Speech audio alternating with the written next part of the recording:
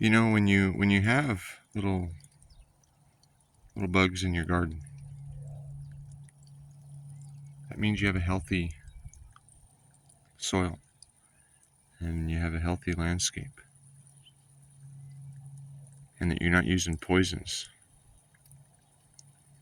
You know, I use leaf mulch, and in other areas I use sheet mulching from cardboard, and in other areas I use the chipped yard waste.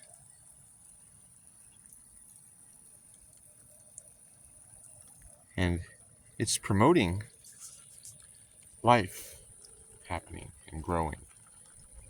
It's like here's an apricot tree, and there's a walnut tree, and there's some hyssop, and there's bees visiting the hyssop. And I don't know if you can see that, but the pollinators, they're doing their job when we do our job. And it's not fucking. Are we still recording? I don't know. This stupid phone. You think with technology we would? It looks like it still is. So hopefully it's still working. Anyway, so this where we are at right now didn't even exist even 18 years ago. You know, these trees and these bushes and these bugs. This we would have been just sitting 30 feet in the air right now, right? So I built a mountain, and things just started to thrive. It's not a huge mountain. It's only about 30 feet tall.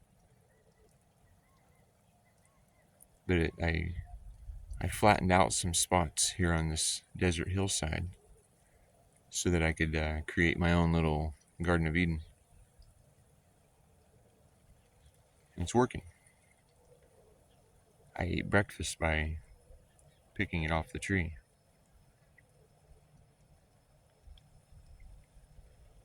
I don't need to go to somebody's office somewhere so I can find my peace and therapy. It's right here in nature. And nature just wants to live. It just wants to thrive.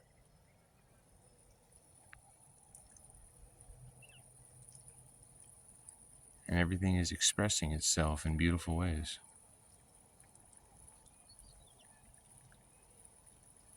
I've learned that when people are given an environment that isn't full of stress, they begin to express themselves in beautiful ways.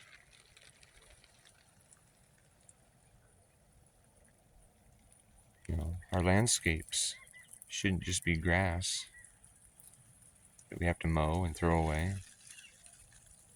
It should be trees that provide shade and food and resources. If we give it a little water and we give it a little attention, life can thrive.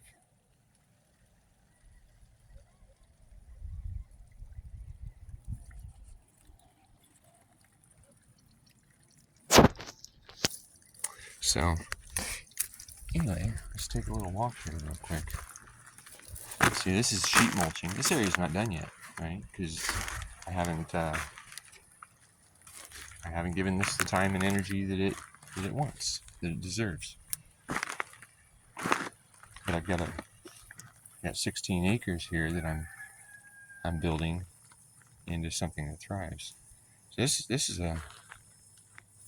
a peach tree that one of my friends grew from a seed, because that's how that happens.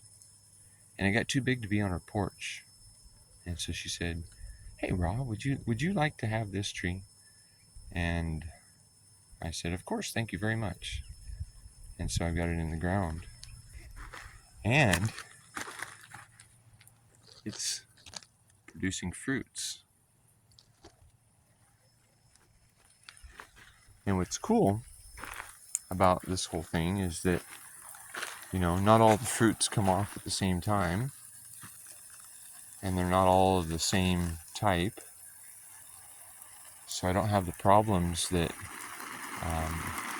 a lot of those who grow with agricultural methods experience. They're growing a monoculture instead of a permaculture. And these trees are just popping up. I mean, like that tree, I didn't plant it. It just said, "Hey, I'd like to live here." I said, "Hey, come on. Provide me some shade. Provide me some resources. And we can all help each other." I mean, that's a nice little place to sit when it's hot.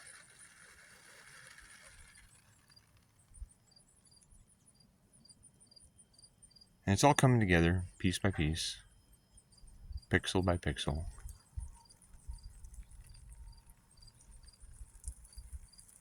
And it seems like a lot of people in this culture that we live in are so busy just trying to exist. They're paying so much money every month to live that it takes all of their time to earn it. So, well, if you like what I'm doing, and if you like what I got to say, the next logical step is to click that subscribe button. You can follow what I'm doing. You can share what I'm doing. Because, I'm not the only one doing this, luckily. I mean, I've learned from a lot of people who are doing even cooler things than me. I mean, they've got a few extra people helping them, and look how pretty that is. I mean, that's called a prairie ground bloom flower, and pretty cool stuff, And when these pixels get polished, look at that. I mean, I don't know if the camera even picks up how beautiful these colors are. But I'm out here in the desert where basically when I bought this property, it was just sagebrush. And I didn't rip out all the sagebrush. I mean, I took out some of it, but there's a lot of other sagebrush that I left because I'm not trying to take over. I'm just trying to implement some diversity and create conditions where life can thrive. And when we create conditions that life can thrive, well, that's what happens. Life thrives. Like that little tree. It just said, "Hey, can I live here?" And it's doing well. It's helping out, right? And it's going to be a big, nice, productive tree. We got some sunflowers that I think those just popped up from seeds that dropped last year. We got some amaranth down there, and we've got some datura right there. And over here, we have a Monty, and he is very patiently waiting so that way he can go get his morning breakfast. But like this tree, it just popped up. It says, "Hey, I grow good here. Can I stay?" And that's the thing is, if we have some, you know what? I forget what that one's called. It tastes like licorice though.